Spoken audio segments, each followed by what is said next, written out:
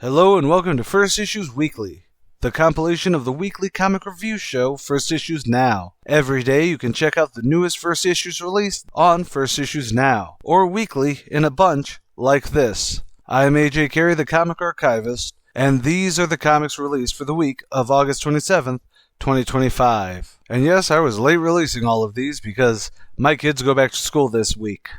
Wonderful. As an X fanboy, I don't like that I haven't read a good X book for these. Some good ones, I think one good one, but I just want something mind-blowing. Will this do it? Thrill me!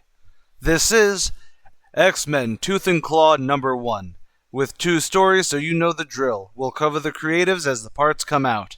Now apparently these are reprints of specific story parts from X-Men From the Ashes number 13 through 18. At least according to the solicit. The first segment is In Dreams, written by Alex Packnadel, art by Diogenes Neves, colors by Arthur Hesley, with letters by VC's Clayton Cowles. So a quick bit of backstory. Magneto is now the mentor of Cyclops' branch of the X-Men who are staying in Merle, Alaska. Because not unlike salmon going back to lay eggs, Cyclops always winds up in Alaska. And now Max is in a wheelchair, being Charles Xavier, but cool. This is a story about... Honestly, it's a 12-pager about where Magneto is, and I'm ambivalent about it. Firstly, I will never get behind how casually everyone calls him Max. I mean, yeah, the story itself deals with his general faith, although not really. Oh, and he gets hit by a car, kind of, and has to talk the kid trapped in the car to get herself and her father out. And somehow he's got a new overlook at the end, maybe? Kind of? I'll get to that later. Next story is Pygmalion, also written by Alex Packnadel, art by Philip Seavey, colors by Michael Bartolo, and letters by VC's Clayton Cowles. Oh, the dark web that is Hank McCoy at this point. Long story short, this version is a clone of the original because the original went Dark Beast during Krakoa, but not like the Dark Beast from AOA that was popping up every now and again before that. Yes, he's now in PR recovery mode. Granted, I'd argue that he's been in PR recovery mode since the Perlmutter Pettiness era, but that's its own thing. You can actually see my video on the Inhumans push over on my YouTube channel. But honestly, yeah, that's kind of the thesis point of this storyline. Kind of. Basically, Hank needs to talk to a shrink about his massively messed up history at this point, but that's not also the point. Rather, later on, Hank tries to quell a bunch of dumbass flat scans who hate mutie scum, and even get pegged by a rock for it before rushing over to save the mutant who they were trying to lynch from a burning building. This is Blank Slate, a mutant whose ability is to copy the closest person to him, so he copies Hank likes Hank, and then there's all sorts of shenanigans that come from that. It ends with Hank being more understanding of who he is, or something. Okay, I haven't gotten to cover a proper X-Men book in this rendition of the show. I've done a couple of Wolvies, a few one-shots that weren't directly about. I'm actually really glad I haven't because I think this was a hard miss. Now, I haven't been quiet about the fact that I think post-Krakoa X comics took a major step back to the early 2000s in the worst way.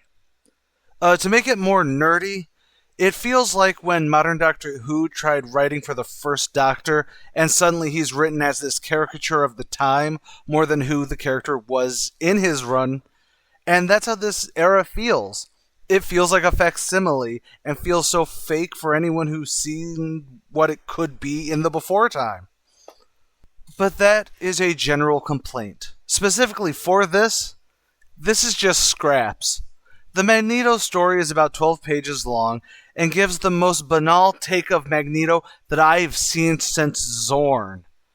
He talks with a rabbi for a quick second to have a little therapy session before the car accident bit, and honestly, it feels like stuff that's been covered with Magneto before, but at the same time as though you only read it on a wiki and then inferred from there. Yes, every writer will have a different take, and I know some people who didn't like his run in the 80s when he became the headmaster of the school, but they're wrong. And I famously was very wrong about the Cullen Bunn Magneto solo series when I did the first issues on that forever ago. It feels like last century, actually. But that's the issue that comes with From the Ashes for me. We are going backwards to not just erase the couple of years with Krakoa, not even to the previous X-Men Resurrection line. We are racing back to before Utopia. Hell, for Magneto, they had a much better growth issue in X-Men Red, and I made fun of that in my Then and Now episode of that comic. As for the Beast story, I'm sure it worked better in From the Ashes, and I am so hoping that it wasn't all done in one, because you can tell that this is a clip show. Honestly, it isn't a bad read if it was spaced out between, oh, now we're cutting over to these people doing something else, now we're cutting over to here. Basically, if it wasn't scraps all shoved into a pile, it could be a decent issue.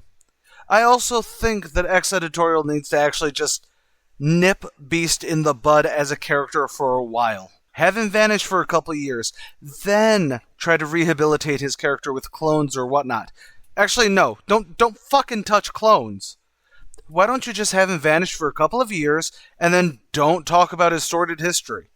I swear to God, half of Marvel's issue lately is that they don't want to breathe with anything. There used to be a time when having a character step away for a little bit was a great thing. You have Cyclops leave the X-Men so that way other people can do their things, and then you bring him back later when you have an idea on what to do with his character. But really, that is my problem. Characters don't go away when they should. They don't have issues about the status quo having a status quo even. Having comics not about the immediate storytelling. All of these are fantastic things that can make people want to read more. Look, I think the Magneto story sucks because I'm an old hat who has seen better writers do similar things about Magneto finding himself. I think the Beast story is fine, but I have to put a lot of baggage that Marvel's put on Beast over the last 30 years of me reading to get my brain to even say that it's just okay. And honestly, I think the art for both is also just fine. The first one feels like it should have been a late 90s issue, but it doesn't have any of the heavy inks or the muddy color palette. The second one is also okay. It does work sometimes. But I'll be honest, I actually cut a lot of my ranting out of this because I am an X-Men fan. I have every issue of Uncanny X-Men, except for the first 50 because I don't have $20,000. X-Men, X-Force, X-Factor, Excalibur, Gen X. I've done a lot of it. Hell, I even have the Muties miniseries. And yes, I'm allowed to say that word. I've done a lot of vids about X-Men for me realizing I didn't hate the Chuck Austin run like I thought I did. To Then and Nows, to Comic Sins of Death of X-Men, to being copyright struck manually on several Marvel videos when I made a giant rant about the Death of X. And because of the Inhuman push being so goddamn stupid, and I legitimately still think that the Perlmutter Pettiness era is still causing lowering sales for Marvel across the board that didn't need to happen, except they didn't like not owning the film rights at the time. And I am hypercritical of the X-Men. I am because at this stage, it has to be something truly special to be either all new or all different to work for me. From the Ashes feels so much like it wanted to move everything back before Utopia, and this... They talk about the past here, but only in enough of a way that makes you go, no, that's not quite it, Bucky. So what's my verdict? My verdict is, ignore it. Ignore it means that it's completely ignorable. Despite all my ranting here, these are reprints of From the Ashes. If you're reading the X-Men, then if you are reading current X-Men, then you should have From the Ashes already, since it sets up the current status quo, if there ever really is one. Otherwise, spend your money on a different comic. Speed Racer number 2 is out this week, after all. The last time I remember Marvel trying to do the 2099 books, it made it look more like an Apple commercial than dirty, grungy cyberpunk land it's supposed to be, so I do have my worries here. But let's delta over to Doomed 2099 number 1. Written by Frank Thierry, art by Delio Diaz and Frank Alpizar, colors by Andrew Dahlhaus, with letters by VC's Travis Lanham. Oh, this is a tie-in to the Emperor Doom stuff. Shway cool, bro. So the Doom of 2099 has sent a warning to our present Sorcerer Supreme, Emperor Doom, that he needs to knock his shit off because it's screwing up the timeline. No, I promised myself I wasn't going to rant about how time travel and timelines work in Marvel anymore. Now, Emperor Doom obviously isn't going to listen to anyone who tells him to just chill, bro. So he says bite me and hangs up the hologram. But surprise, 2099 Doom busts through the wall along with, well, the oddest assortment of people, honestly. I mean, I kind of get Deathlock, Maestro, and even Cosmic Ghost Rider, but Old Man Logan, Bishop, Rachel Summers is the Phoenix. Again, I kind of get it, but before going to the present, he went and got other people. So, like, if you have time travel to get your whole team, I can name a few people better to grab other than, like, Logan and Bishop and Deathlock. Anyways, there's a great grand fight happening, and without spoiling it, Doom wins. Doom will always win, because he will always be destined to be the ruler of the Ashes. Now, I actually love this issue, and I'm sort of shocked that I do. I mean, it's essentially a very long fight scene of a book, but the heart of this book, Doom trying to stop himself from being, well, himself, it's poignant. And honestly, I wasn't expecting it to have any of this, and I'm trying to figure out why it worked so well for me. Maybe it was the ending, because Doom 2099 does fail to stop Emperor Doom, and the scene itself is just heart-wrenchingly great. It all works, but I also think that is part of the issue that comes with a one-shot like this, because it is great. The art is fantastic, and I even say I don't mind how much banter goes on between everybody. I swear Phoenix cuts a Macho Man style promo. Well, you may be the Emperor of the World, and this is before she blasts Doom. Or the What's a Faceball special from Maestro. It works really well, and I think it actually works in a way that Thierry may not have meant for it to, because I actually totally read this as none of the heroes that Doom brought is taking this situation seriously. Because, well, while you have Doom 2099 being big and brimming with gravitas, you then get to see these other guys kind of being like, nah, but I'm cool. But they're not doing it in a comical way. They're doing it in a, I'm bragging, and this is just another Thursday kind of feel. But then again, this issue also shows the difference between bragging and being Victor Von fucking Doom. Like, Maestro makes his, I'm Maestro, bitch, sort of talk, and so does a couple others. Again, please see Phoenix being like, you may be the Emperor of the World, Hulk Hogan. But then you have Doom just swatting them away, more or less, after they brag. It's really freaking good. It's annoying how much I'm actually loving the overarching story of Emperor Doom for Doctor Doom, but I don't seem to like it when it relates to any other people. Luckily, I got to like all the Dooms involved here. So that inevitably leads to my verdict. My verdict is, buy it. Buy it means that it is absolutely worth owning both digitally and physically. I haven't looked at the variant covers for it yet, but I will probably be getting at least one or two of those, because I do indeed have every issue of the 2099 verse. Yes, when The Office gets finished, I will be doing several videos of every comic I have ever. I know I've been pleasantly surprised or outright floored by these one-shots, but this is Dormammu. He doesn't even go to this dimension. This is Bring On the Bad Guys, Dormammu #1. Written by Alex Pacnadal, art by Javier Pina, colors by Eric Arciniega, with letters by VC's Travis Lanham. Shit, this issue was really plot relevant. Okay, so the A-plot for this is that one of the people that Mephisto wants dead summons Dormammu as his protector. Although it's more that Dormammu sucks him into the dark dimension and then tortures him for a lifetime before disguised Sister Sorrow pulls him out to safety and then kills him since she needed his soul in that damn knife. Now, usually this is where I say that the backup by Mark Guggenheim doesn't actually matter, but, well, this one actually is really, really important because years later, Sister Sorrow meets up with Dormammu because she's actually against Mephisto this whole time, which we already kind of knew, and she doesn't want him to empower the Soul Forge. Maybe I should have talked about those backups instead of skipping them after all. But yes, she wants Dormammu's help to stop him, but they aren't going to act alone. So I do actually have another Bring On the Bad Guys to cover this week, but honestly, this, I'm assuming, is the penultimate issue, really makes me curious about how the finale is going to go, because this is Dormammu. Maybe if every other person who had a BOTBG book came in, they may be able to do something about Mephisto, but Dormammu has to be at least up there in power level. I mean, he has literally lost less times than Mephisto has. But yes, the first time I'm actually really hyped to see how this all wraps up. But anyways, yes, for the first time in a very long time, I'm really curious about how this is all going to wrap up. I figure Sister Sorrow is going to turn on Mephisto, but that's because she's not Mephista, or whatever the name of that female Mephisto's daughter from the Guardians of the Galaxy was. Yes, check out the Reader's History of Comics for that fun thing with the original Guardians, before the lot of DNA reboot. So what about the actual Dormammu story proper here? Frankly, it's another great one-shot.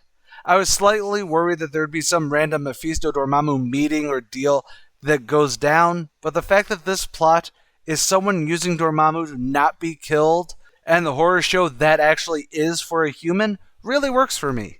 And I can't wait until the next time, which is the Mephisto issue proper. But before that, what's my verdict on this issue? Well, my verdict is, buy it with an asterisk.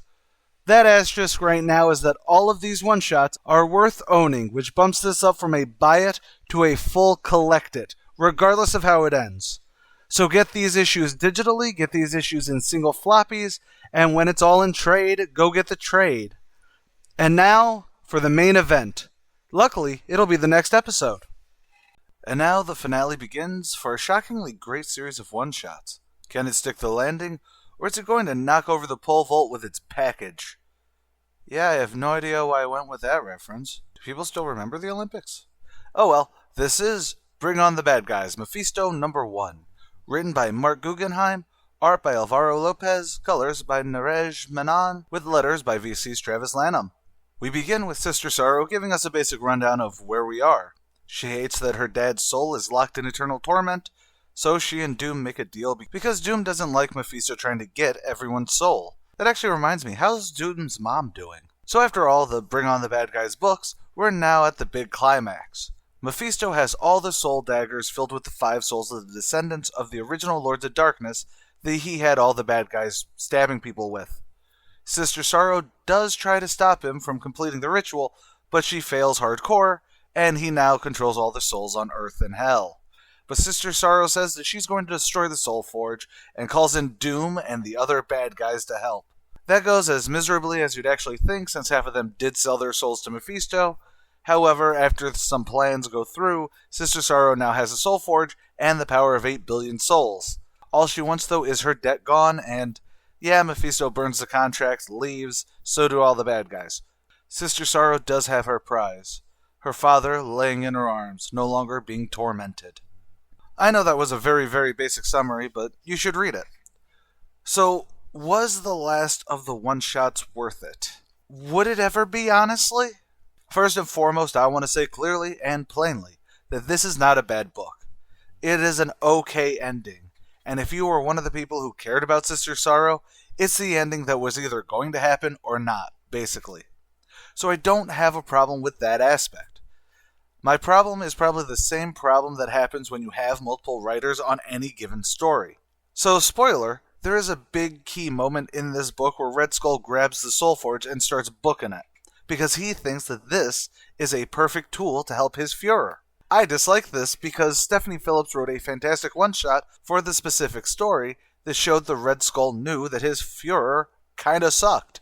Granted, it does look like this Red Skull is from Classic Cap, where he was just a really big Nazi, but similar with Abomination's story being set way different than the one that pops up here. I get that these are the most generic versions of the bad guys here that can be pulled out from any time and whatnot, but what was even the point of the one-shots if they're going to not be reflected in this story? However, my verdict for this is, collect it.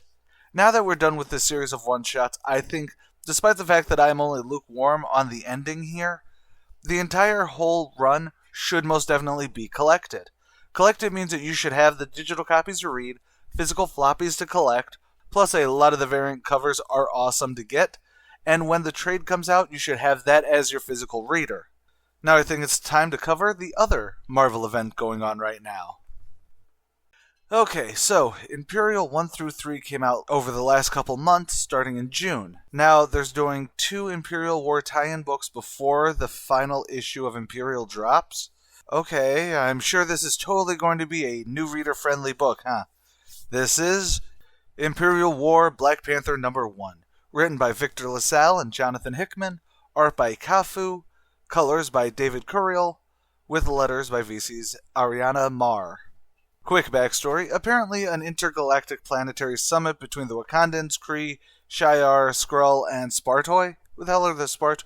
Oh, those are those random human-looking guys. Anyways, at this intergalactic planetary intergalactic summit, 5 of the council members were poisoned. A few died, like that Dick Gatchaman from the Black Vortex event a few years back. I'm sure he's done other things since then, like become Emperor of the Spartoi.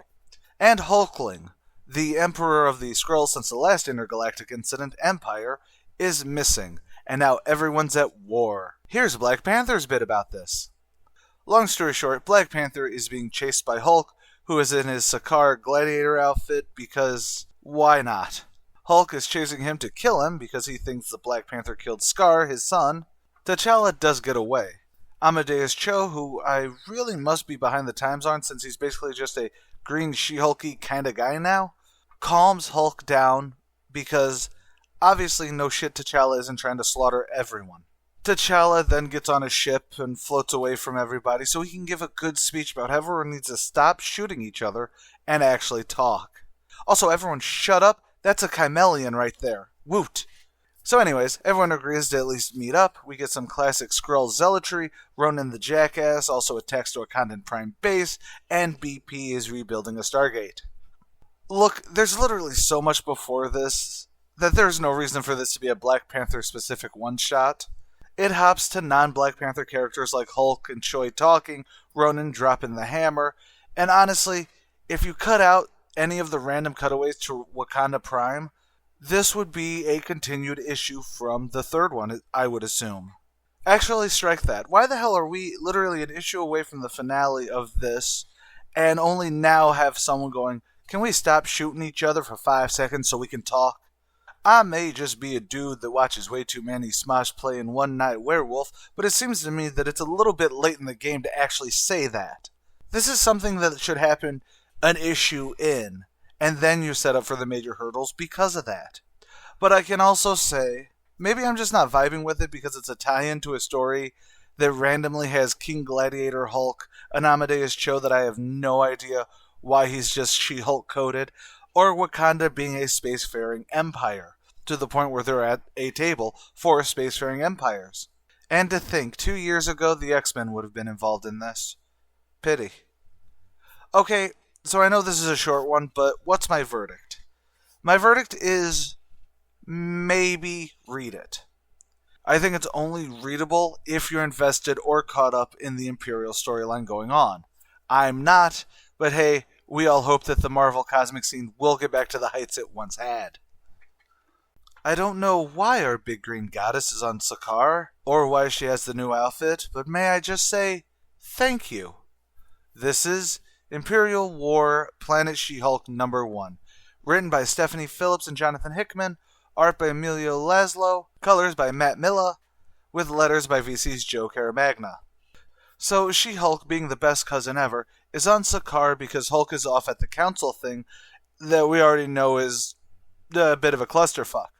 She's obviously there just to give us a great costume change and be a badass the way she can't be on Earth, because she's the new sheriff in town to keep the peace. Problem is, Sakaar is just Dodge City and not the kind of place that wants a sheriff, and everyone just wants to fight and be rowdy. Worse than that, there's been a murder. Dun dun dun! And of course, Jennifer Walters, attorney at law, brings the earthling idea of murder being bad to the planet. Although that goes as hilarious as it kinda should. But Jennifer may be annoyed. She at least only needs to deal with this plan for 5 days. So imagine how happy she is when on day 6, there is no one there to replace her. Wah, wah, wah. Look, this needs to be a mini-series. Seriously. Excuse me? What's that? This is a taste of the upcoming Planet She-Hulk series coming out soon? I'm sold. 1,000,000 times sold. So I'll approach this simply. It feels like every week or every other week for this show, I've had a book from Stephanie Phillips that I needed to say was amazing in some way and absolutely worth collecting. I think right now, if we were doing batting averages, she's either tied for first or in a very close second. But here's the thing. I'm also very much a guy who loved Planet Hulk. Hated most of everything they tried doing after Planet Hulk and about halfway through World War Hulk. So even if it is the best Hulk put on the planet with a big-ass sword and a really sick outfit, I'm going to come at it with some trepidation. Once again, I get to be wrong because the snappy fun and incredulous nature disarms everything. It is brilliant and just frankly the biggest breath of fresh air to not just the Sakaar setting, but also to She-Hulk in more recent times.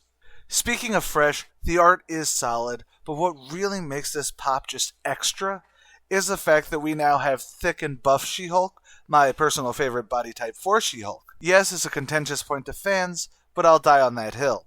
More than that, though, the design, period, for everyone, from the 5 wives of the dead king to just the city at large, absolutely gets me hyped for that series coming out for this. So my verdict is actually pretty easy on this one. For future issues spinning out of this, my verdict is buy it with an option to collect. Buy it means it is absolutely worth having the physical 4 and any of the variants. The option to collect is so get your pre-orders in on that first issue of Planet She-Hulk book proper when that opens up. The only negative I'd say is that while it is a great preview for what's to come for She-Hulk, if you're into the Imperial plot proper, this is just a side tangent that does not matter. But I don't care about the Imperial, I care about my She-Hulk. I can't tell if this story is going to be a depowered Thor or an alternate universe, so this should be interesting at the very least. This is The Mortal Thor #1, written by Al Ewing, art by Pascal Ferry, colors by Matt Hollingsworth, with letters by VC's Joe Sabino. Before I get into this, I want to say a couple things. Firstly, I had and have no idea if this is an alternate universe version of Thor, or if, once again, Thor has been depowered and forgetful, so now he's a random Norwegian guy in New York City. So, not knowing literally anything, I went to League of Comic Geeks and see what the solicit said. Ahem. The legend begins. The North myths tell of gods who walked the earth, doing great deeds for the mortals who believed in them. But Asgard isn't real, and never was. The gods never soared our skies, never stood with our heroes, never fought for kindness or justice. It was all just a story. Nobody's coming to help us. But somewhere in the city, a man is waking up. A man with a hammer. Oh yeah, big help there, Solicit. But luckily, people giving their reviews on that site bring up that this is basically Act 2 of Al Ewing's Immortal Thor run. So yeah, this is pretty much an alt-universe or a weird version or something along those lines. I mean, obvious with homeless boy Loki-looking guy over there. So the plot to this is that there's a Norwegian guy named Sigurd who is a construction worker. So basically he's just Eric Masterson with the numbers scrubbed off with a gnarly smelling fish. I kid, but basically the plot is to set up this Sigurd Jarlsson is a good guy who doesn't know nothing except that it's not okay to be a scab on a construction site. And for being such a good guy, the Roxxon Corporation goons try to beat the crap out of him. They fail because the half-dozen goons are morons about a guy with a hammer. So the issue itself is not bad. It's not great, mind you, but I think it's the first issue of a second act of Ewing's Thor run, so I'm not sure how new reader-friendly it actually is trying to be. It is interesting, and if I did have any love for Thor that wasn't Bad Area Bill, I'd probably be exceptionally interested. Yes, just like with Iron Man and Rhodey, I came into the Thor comics with him being a horse-faced badass, so no Arian will ever be able to take that mantle for me. But what's my actual verdict here? Well, I know this is a short one, but I think my verdict here is read it. Read it means that it is definitely worth reading, especially to make up your own mind on whether or not you want to continue this. The art is pretty good, the story isn't half bad, and it very much could be a subjective thing from me. You know, when I first saw the cover to this, I made a joke that Batman was striking a very Pop Idol pose from them there Japanimation books. And Kyle Higgins said that it very well could be. So just remember, if my verdict at the end of this is to burn it, it's because there's no magical girl transformation for Batman. Thanks, Kyle. God, that was a stupid intro. Anyways, this is Immortal Legend Batman #1, written by Kyle Higgins and Matt Groom, art by Erica Durso and Dan Mora, colors by Igor Monti and Tamara Bonvillain, with letters by Becca Carey. No relation. I think my inner child exploded halfway through this book, and then my outer nerd imploded during the second half. So the premise is that this is the future, and we're on a backwater planet as the immortal legend Batman hunts down for a shadow being that is killing people. And boy, when you have a futuristic Batman go, "Where's Bruce Wayne?" it hits really damn hard. And this is a ride of a book from start to finish. Now, I don't want to talk about the plot because it really is a quick bit of mystery that gives way to high-octane action with vibrant colors, epic posing, and Batman does a goddamn rider kick. It's epic, and I feel sorry for any other Batman #1 book coming out next New Comic Book Day.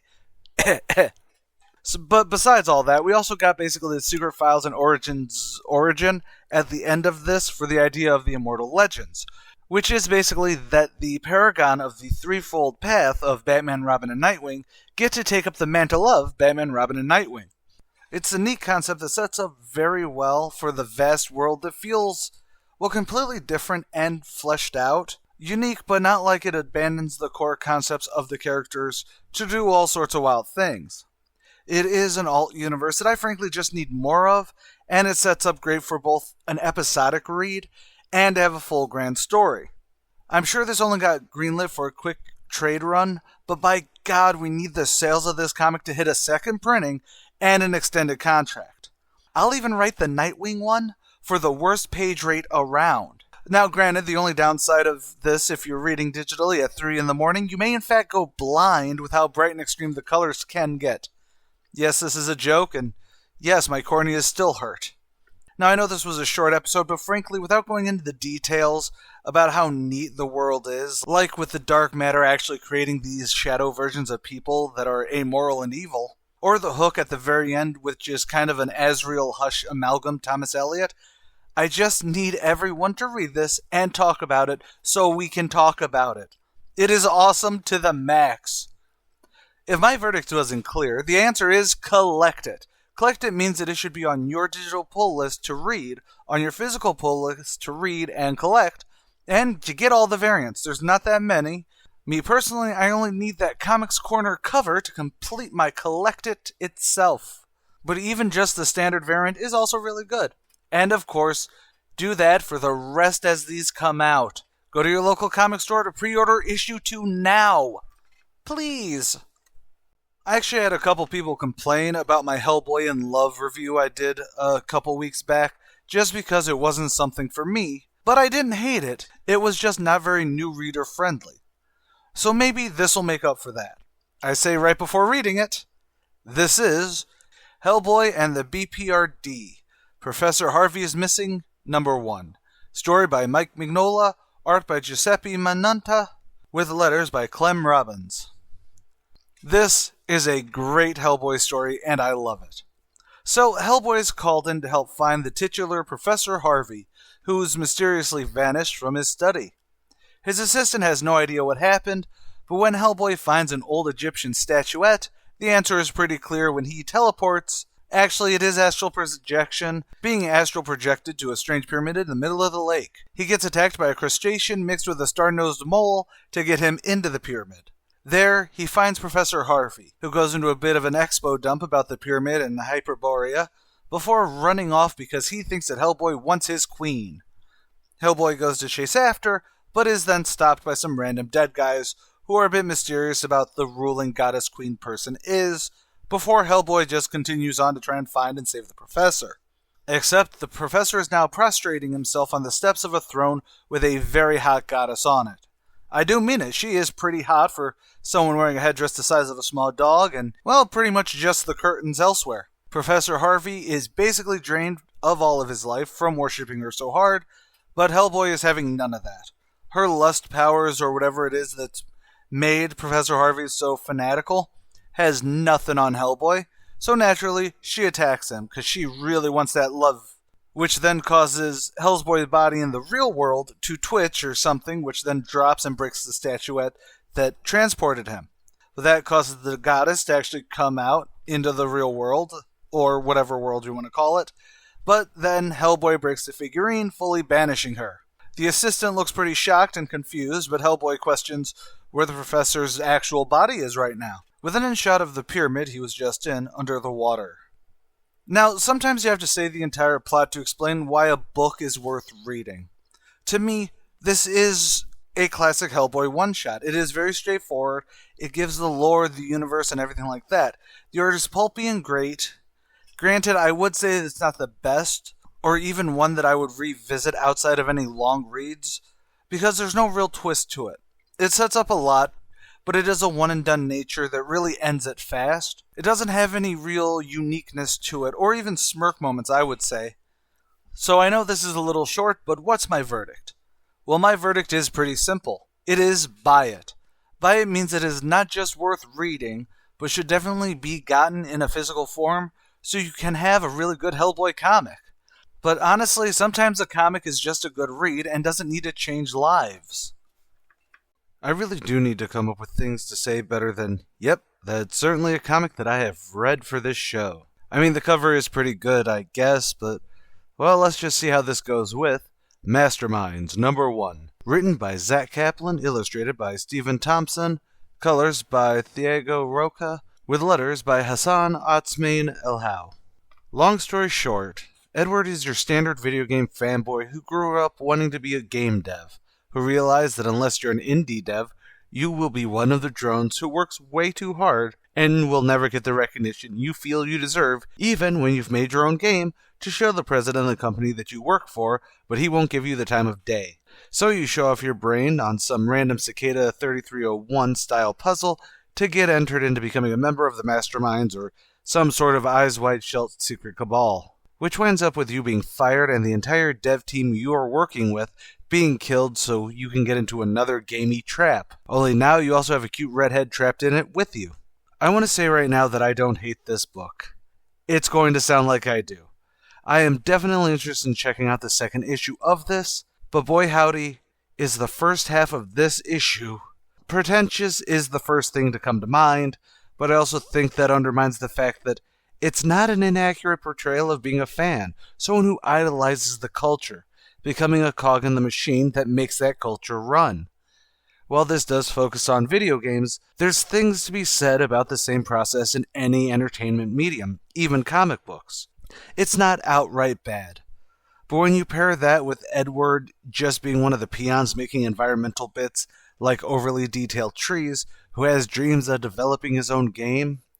In fact, he doesn't just have dreams of developing his own game, apparently he has a decent enough demo that he wants to show the head honcho. And maybe I'm just too engaged in the gaming sphere, or the indie creator sphere as it is, but if he's got a basic mock-up, early access it on Steam, put it up on GameJolt, a Kickstarter, crowdfunding, alongside a demo. I'm just saying that this book, on just this first half, works so much better if it wasn't 2025 and I can design a game on my not bad of a laptop. Granted, the UE5 update did burn out my last one, so that's a bit of a wash at least. But that's not the point. I get it. It's designed to have him come off smart enough, but downtrodden enough to join an evil cabal of game people. But he also comes off as a bit of a douchebag regardless, since basically we have him narrating like an edgelord who's about to shoot up his office building, to him giving someone $100 to lie so he could go bug the president of the company, to him being so bummed that the president of the company wouldn't look at his unsolicited game pitch. And just for me to sound like an extra asshole about it, he knows the Fibonacci sequence, and everyone knows that that has been shorthand for the lamest way to sound smart since 2004. Sorry. And I'm sorry, the I am my own worst enemy thing all just screams of trying way too hard. Again, not unlike something I would have written in the 2000s. But maybe all that really says more about me. Maybe I'm just aged out of angsty creative baiting.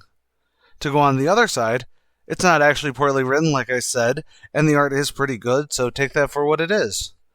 Now that I've actually complained throughout this entire episode, what's my verdict? My verdict is actually read it. Read it means that it is absolutely worth reading and judging for yourself.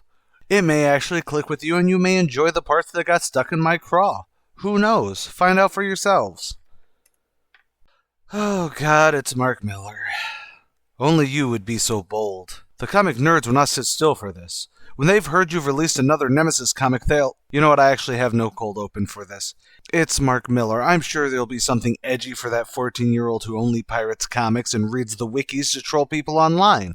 This is Nemesis Forever, #1. Written by Mark Millar, art by Matteo Scalera, colors by Giovanna Nero, with letters by Clem Robins. Yep, that certainly felt like a Mark Millar comic. Don't worry, there was no rape this time. Just random violence and the vague notions of a plot. Essentially, Nemesis, the titular douchebag of all the Nemesis books, is blowing up whole swaths of city blocks to kill people, and one of the agents who was going to try and stop him had to get their eye cut out to look like someone else. Yep. Oh, you don't believe me? Well, here's a solicit. Nemesis is the world's most dangerous man, and now he's made himself into one of the richest. No longer content just to terrorize the forces of law and order, his new plan is to wreak havoc on his enemies, and seize control of the world itself and enslave humanity with super technology.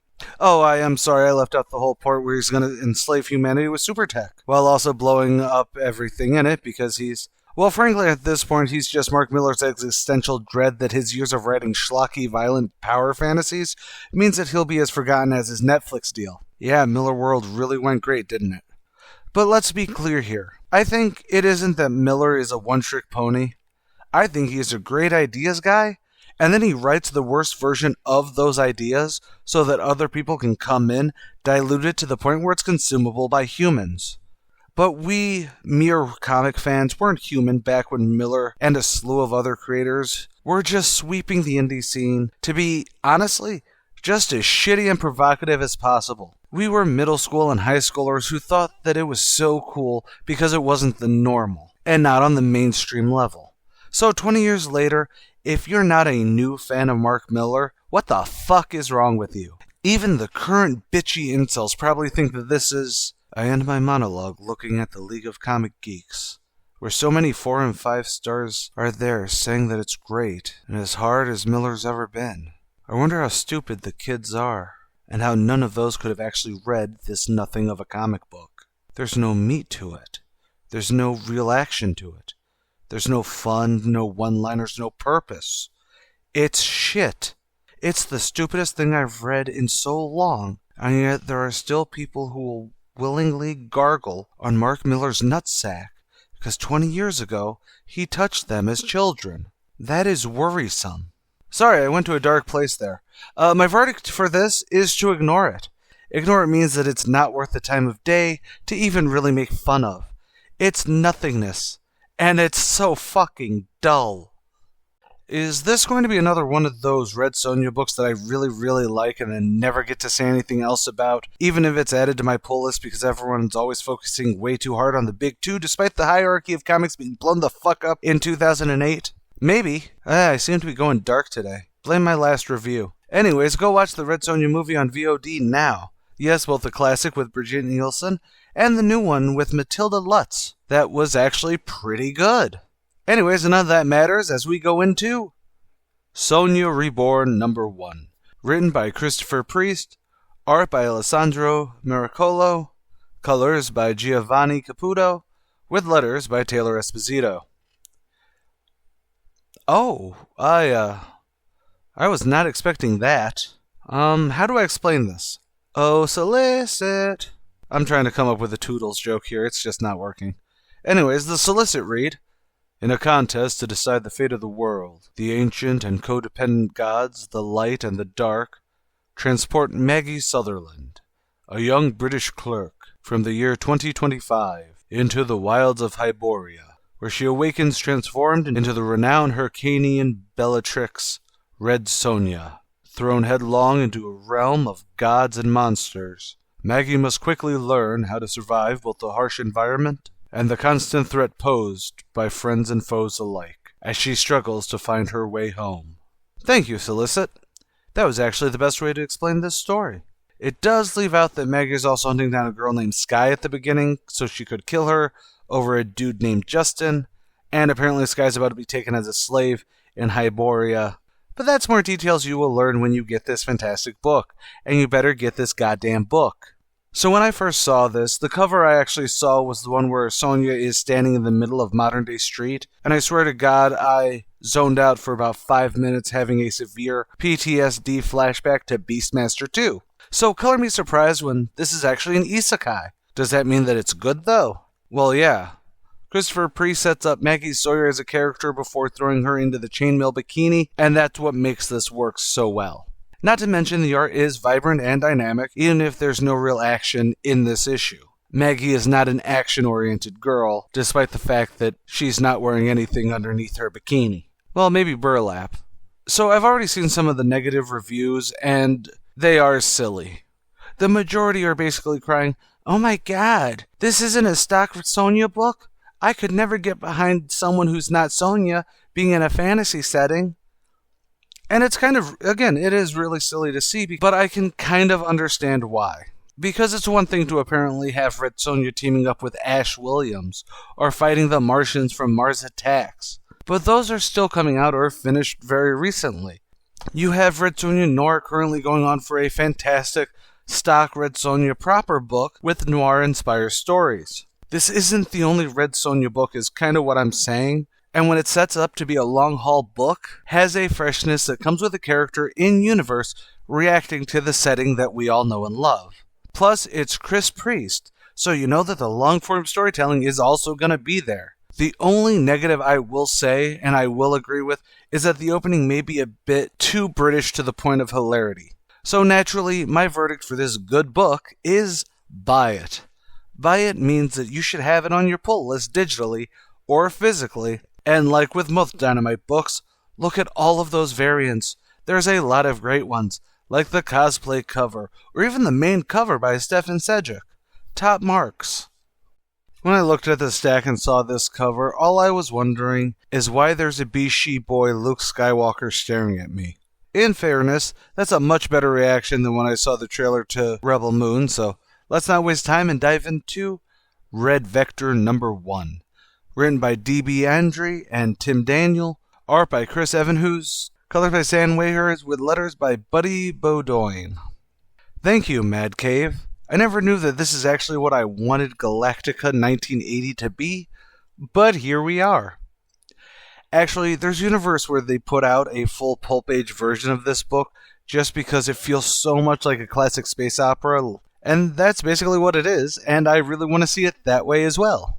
We have the young rebel, Rhett Deck, and the commander of the tyrannical empire, Varsine, ramming their ships together and crashing into the Sonoran Desert, where they're helped by Park Ranger Cora Martinez, and all become allies as the threat of a far more violent, not Darth Vader, looms in the sky. Oh, also, there's a dog Yuma wearing sunglasses, so you know this is cool with a capital K. Now, this book is amazing right off the bat. The first half of this is pure pulp sci-fi that I didn't realize how much I was missing until right now. There's actually a very weird line that entertainment as a whole has, where you either have to go full Star Wars, as in fantasy but there's lasers, and there has to be a convoluted lore system to go with it, or you have to go full Buck Rogers silliness, and this dances on the razor's edge there so expertly that even when there's a shot of Rhett and Var's ship just crumpled together, scissoring, floating, almost comically, mashed together, it doesn't even make you blink. Then there's the human side of things, which does get a bit more. Here's the thesis of the book as we go forward, as we talk about aliens and immigration, and honestly, it's fairly deserved, since as awkward as it sounds, I don't think two dudes from the stars showing up would actually make people under the age of 40 bat an eye. We're living in the world that Gen X's cynicism wanted it to be. We don't care about the weird. We just care about basic human rights. Sorry, not sorry. But anyways, this is a quick review because it absolutely is worth reading. So my verdict is, collect it. Collect it means you should have it on your digital pull list to read, your physical pull list to own, and of course check to see if you can buy all of the variant covers that you want, and that goes for the series going forward. Currently there's 4 in the line, but I just really like the basics, so let's see if we can get the sales to go up, and then we greenlight even more of the awesomeness. Now I need to go back and check out Morningstar. I wish I had more to say about this, but all I know about Gatchaman was from a bootleg movie cut version of Gatchaman 2, I think. And that was long ago, so we should all pretend that I have absolutely no idea what's going on. But it's good to see Steve Orlando's name on a book, and my favorite Aussie is on art too. So, this is Gatchaman Joe, Bloodlines number 1. Written by Steve Orlando, art by Nicola Scott, colors by Joaho Canola, with letters by Frank Zvekovic. One day I will have to send a mass apology email to everyone for getting their name wrong. Okay, so this is a one-shot for the ongoing Gatchaman from Mad Cave, and that book is now on my pull list because goddamn was this a ride. The plot is fairly simple. Joe Asakura, that's the second in command of the G-Force, or the Gatchaman Science Ninja Team if we want to get all subs about it, gets a letter from an alleged second cousin. This matters since Joe has been out of Blood Family for a while, thanks to the Covert Commandos and Galactor, the arch nemesis of the world and G-Force especially. So even if it is a long shot, Joe goes to the fictional yet Sicilian-coded Emaria. Maybe it's Greek-coded, I don't know. I get Sicily vibes. And immediately gets jumped by Covert Commandos trying to kill him. He sticks around though because the Commandos do still threaten his cousin, so that gives Joe the drive to break some noses. But ultimately, the story is not a happy one. Or rather, it is kind of happy if you like Joe and Ken grilling burgers in the desert. Bittersweet, perhaps. Like a burger without cheese. Yeah, that sounds about right. So when you see a guy in a bird outfit on the cover, are you actually expecting an adventure piece complete with a James Bond-style suit and tie event with a bathroom fight? Or a dude suicide bombing himself to try and kill the hero? I mean, I don't expect it. But when it happens, it does bring me enough joy that I feel like I should talk to a therapist, though. Joking aside, Joe is a character I have no real past with, in this continuity especially, and Steve Orlando builds this character brilliantly through the framework of family. And while it does end with a, oh, you know you have family with us, there's also an interesting point, maybe not really intentional, that even if you have a found family, there is going to be something truly unique about blood you have. Which I also dig since it doesn't end as cleanly as a one-shot like this typically would. And on that same note, can we get Nicola Scott on more books, please? The sheer fact that she can masterfully have the superheroic anime look pair with the comic book style, with a shifting environment from a light town square to a grand galloping gala to even salt-flat deserts at the end. It is all just spectacular and surprisingly great, without ever feeling rushed or dirty. And I don't want to take away from the fantastic coloring either, because that just bumps this great art to a full 11. So if you don't know what my verdict is by now, it is pretty simple. My verdict is, collect it. Well, this is a one-shot that you should definitely have digitally to read and physically to collect. The reason this is a collect it is because, while this may not be the best jumping on point for the Gatchaman series proper, it is most definitely a great reason to start at the beginning of the Mad Cave run for these characters and just go ham into it. I know that I'm about to. I'll be honest, as I am not ashamed. I have not watched what has been the first fan-loved Star Trek during the Paramount Plus era. No, I don't hate any of the new era outright. I thought Disco wasn't bad, although it did that standard Star Trek thing of not getting great until after the first season. Same with Lower Decks for me, and I was ambivalent on the first season of Picard, although I haven't seen the season that I actually want to. So am I ashamed about not actually seeing the show that my fellow fans of the before times are hailing as amazing? Yeah, actually I am a little. Sorry this became a Voyager-length cold open. Either way, cue the trumpets for IDW Star Trek Strange New World, The Seeds of Salvation, number 1. Written by Robbie Thompson, art by Travis Mercer, colors by J.P. Jordan, with letters by Jody Troutman. You know, despite my ramblings in the cold open, there is one clear point I should have made. I may not really be caught up on the show version of these characters, but my Star Trek has been the IDW licensed stuff. It has all been great, or at least passable, and I do just want to say that Heather Antos has been a fantastic line editor from a consumer perspective. Even if it does mean that sometimes she just lets fantastic writers like Robbie Thompson be their awesome selves. That makes it great. And yeah, Robbie Thompson's awesome on this. The best comics when it comes to tie-in to TV shows, especially ones that are still ongoing or at least fresh, are just having runs that feel like episodes or episodes of the show. And yeah, that's what this is. The plot to this is the USS Enterprise is having a little bit of a slump with 4 boring as sin missions. Although they did find a multicellular fungi microbe thing, so riveting. Nurse Chapel and Number 1 are both chomping at the bit for something. Granted, Una's is to prove that she's not boring, and Chapel is because she's a danger junkie. So when Chapel gets a message from a friend about how they're going to go do some cool stuff under the ice of this one planet, and suggests that the Enterprise should come along, well, the Enterprise goes over. However, when they get there, Uhura gets no response from the surface. It's a good setup, and it beats the, well, you're the only ship in the area, that usually gets them to the creepy abandoned planet. Not to spoil anything, but the crew does get to be in a cool submarine going into the inky black abyss at the end of this book. Just remember, subs are stronger than starships. Normal subs can handle about 300 atmospheres of pressure. Given that they fly around in a starship, I'm assuming it can only handle from 0 to 1. Yes, that was my joke for this episode. So with that very basic summary out of the way, I'm going to get back onto the writing. With having no real previous experience with this crew, written from anyone else, since I restarted first issues anyways, these characters are written phenomenally. Captain Pike and Spock don't really have a big focus, but when they do speak, it does feel like they're in character. However, this is a Nurse Chapel and Una focused story, and I think that it's at least being played very well, especially to showcase a parallel development. Chapel is dangerous and Una is boring. Yes, it does sound a little bit more basic when I say it than when it does in the book, I swear. As for the art, it's not trying to be photorealistic or anything, but that's what I really always like about comic book interpretations of characters and settings that make it feel like the show, but doesn't get really creepy with every face wrinkle detailed in there. No, I'm not naming names for that comic book.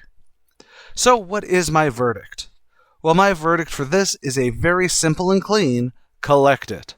Collect it means that it should be put on your digital pull list, your physical pull list. Get the variant covers. But not just this series, mind you. You should be riding high with the IDW Star Trek line. I know you'll like it. Because I have faith. Of the heart. Hi, I'm AJ Carey. This may be my channel, but this is not my show. This is Sammy's Picks. Basically, once a week, my co-host on Killing 15 Minutes, Mything 15 Minutes, and Blanking 15 Minutes, oh, and she's also my sister, picks a new release from our first issues pool that she wants to talk about, as a barely literate casual comic reader. So, time for the Casual Comicist. This shall be fun. I'm Sam Rossi, the Casual Comicist, and this is Sammy's Picks. I'm going to give another try. I picked the IDW's Teenage Mutant Ninja Turtles Shredder. Obviously, it's issue 1. I want to thank the following. Writer Dan Waters. Art by Michelle Bandini. Colors by Marco Lesko. And lettering, because letters are important and is an art form, is Darren Robinson. According to the comic archivist, I should enjoy this book, unlike last week's TMNT. He felt that it would help see more than what I know as a filthy casual when it comes to comics. I'm really a pop culture fan, as AJ says. So far, I dig the cover, so let's open it. Alright, I dig it. It's interesting. It gives some redeeming qualities to Shredder. It starts with Shredder unmasked going into the temple, which we find out is the old Foot Clan headquarters. A former student has taken over the criminal syndicate and is using the bastardized version of honor she would have been taught if Shredder was around. Funny enough, someone took a swan dive onto a police surveillance van, so cops were called and they showed up. Some chick shows up after Shredder is arrested and tells the cops who they actually have in custody. Which, it's not a bad thing, but it also shows that cops didn't know Shredder without his mask. So, she gives Shredder what he has missed since he went missing. Basically, His Honor is going to have him correct his mistakes and cleanse the temple. That's the story without any major spoilers. All I can say is this. The book has redeemed Teenage Mutant Ninja Turtles comics. The art was direct and left no interpretation. I wasn't lost with what I was seeing. I enjoyed how smooth it flowed in the artwork. I totally dig it. I didn't have to zoom in on my digital copy, so that's a huge plus on any book. So, lettering, on point. Coloring, on point. Drawing, on point. Now the story. I love it. I want to know what happened to New York City. Where did Shredder go? Where are the turtles? Dan Waters cast that lure, and I'm that fish that sees the lure and wants to follow the shiny. I want more, and I cannot wait for the next episode. Water has us rooting for the villain. Easy. Shredder seems human. Well, has human emotions. This book makes him feel redeemable. I liked it. I will be continuing the series. Maybe I'll do a second episode on this book. It seems like there will be a lot of meat as the series goes on.